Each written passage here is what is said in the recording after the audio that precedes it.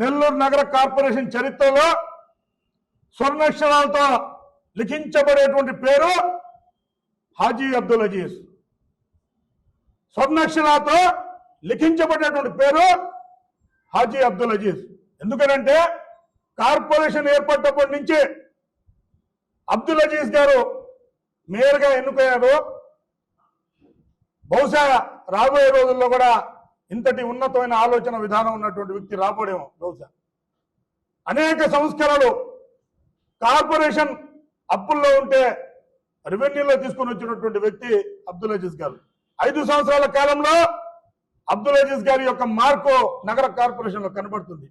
దానికి దీటుగానే రాష్ట్ర వక్ఫ్ board chairman రాష్ట్ర ముఖ్యమంత్రి నారా చంద్రబాబు నాయుడు గారు అబ్దుల్ అజీజ్ గారిపై పెట్టినటువంటి నమ్మకాన్ని ఎక్కడ కూడా మిస్యూజ్ చేయకుండా నిష్పక్షపాతంగా పనిచేసినటువంటి నాయకుడు అబ్దుల్ అజీజ్ గారు.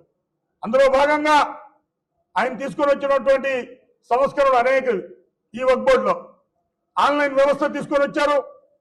రాబోయే రోజుల్లో వక్ఫ్ బోర్డులో స్కిల్ డెవలప్మెంట్ తీసుకురావటం, పిల్లలకి చదువులు చెప్పించడం, అలాగే ఏదైతే వక్ఫ్ బోర్డు వ్యవస్థలో ఉన్నటువంటి అధికారుల వ్యవస్థ ఏదైతే చిన్నాభిన్నమైందో వాటిని అంటే గాడిలో పెట్టడం, ఇన్స్టిట్యూషన్ని మంచి అంటే మసీదులు దర్గాల కమిటీని మంచి వాళ్ళని ఎన్నుకొని వాళ్ళ కమిటీలు వేయటంలో ఆయన తీసుకున్నటువంటి చొరవ చాలా గొప్పది.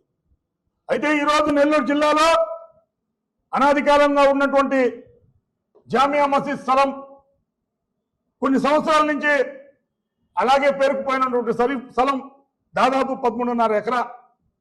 మొన్నటి రోజున అబ్దుల్ అజీజ్ గారు వక్ఫ్ బోర్డు చైర్మన్ ఆ యొక్క స్థలాన్ని క్లీన్ చేయటం, ప్రహరీ గోడ కట్టడం, ప్రతిపక్షాలు చేసినట్టు అనేక గొడవలు చేసినటువంటి తరుణంలో కూడా ఆ యొక్క స్థలాన్ని జాగ్రత్త చేయడంలో పెద్దపీట ముఖ్య కారణం, పెద్దపీట వేసినటువంటి వ్యక్తి అబ్దుల్ అజీజ్ గారు.